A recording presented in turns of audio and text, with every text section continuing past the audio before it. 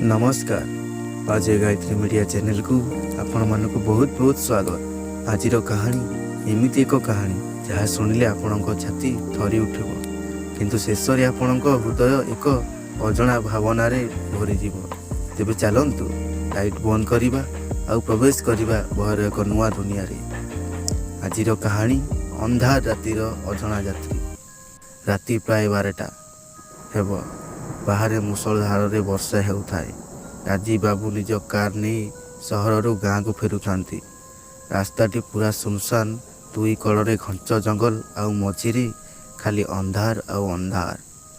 Car wiper शब्द छड़ा बाहर केवल झिंकारीर राब शुभुथाए। हठात राजीव देखिले रास्ता कड़े गोटे बड़ गछ मूले जड़े महिला ठिया होइछंती। नाली रंगर शाढ़ी पिंधि, हाथ में चूड़ी आ मुहरे ओढ़ना। तेबे रातिरे एमिति वर्षारे जड़े महिला एका कहीं?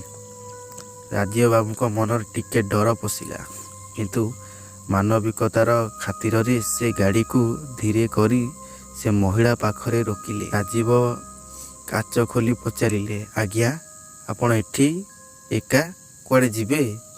महिला जनक किछि कहलेनी, केवल आंगुठी देखई आगो को इशारा कले। राजीव बाबू कबाट खोली देले।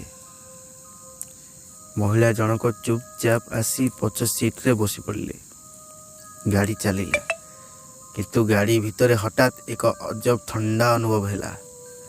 एसी बंद थिले भी राजीव को लागिला जेमिति से बरफ पलटि जाउछंती। सबुठु आश्चर्यर कथा हैला, से महिला देहरु एक विचित्र सुगंध आसुथाए, ठीक जेमिति बासी रजनीगंधार बास्ना।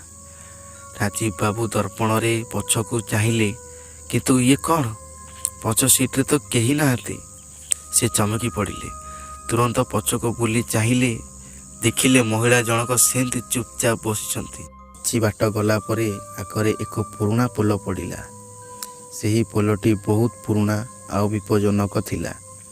राजीव गाड़ी रे गति बढ़ाइले, जेमिति जल्दी पोल पार। ठीक सही समय पछरु सही महिलांकर एक गंभीर आउ भयंकर स्वर शुभिला, गाड़ी रोकंतु, आगो को जातु नहीं। स्वरटा एते जोरे थिला जे राजीव बाबू डरी जाई जोरे ब्रेक मारिदेले। गाड़ीटा चीकिना शब्द करी कोसाड़ी होईगला। राजीव झाड़नाल होईगले। से पछकू चाहिए देखिबा पाई जे महिला जनक काहींकी चित्कार कले,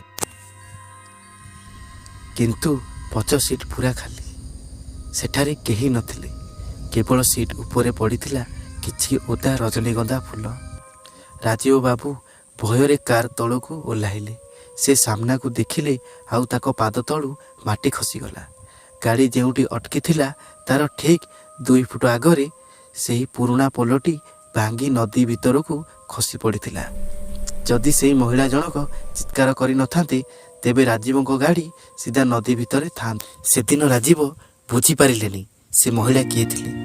परदिन सकाळे गाँ लोकों ठारू शुणिबाकू पाइले जे ठीक 5 वर्ष तले से महिला वर्षा रात्रे जड़े नवविवाहिता बहु से पोल दुर्घटना प्राण हराई। लोक कहती सेबे ठारू जेबे भी से पोल विपज्जनक होइथाए किबा कोनोसी विपद आसे, सेही अतृप्त आत्मा रास्ता रे जाउथिबा लोक को अटकाई दियंती। राजीव बाबू से दिन जानिले जे सबु भूत कहानी डराइबा पाई नुहे। किछि आत्मा आज भी मनीष को भल पाती आउ साहाय्य करती। तेबे दर्शक बंधु, केमती लागिला आजिर एही रोमांचक कहानी? कौन आपणक सह केबे एमिति घटना घटिछि? कमेंट बॉक्स रे निश्चय जणैबे। जदि कहानीटी भल लागि थाए तेबे वीडियो को लाइक करंतु, सांग मानक सह शेयर करंतु। आम चैनल एजे गायत्री मीडिया को सब्सक्राइब करने को भूलिबेनी। पुणी देखा हबो एक नुआ कहानी सह। रहुछि, नमस्कार।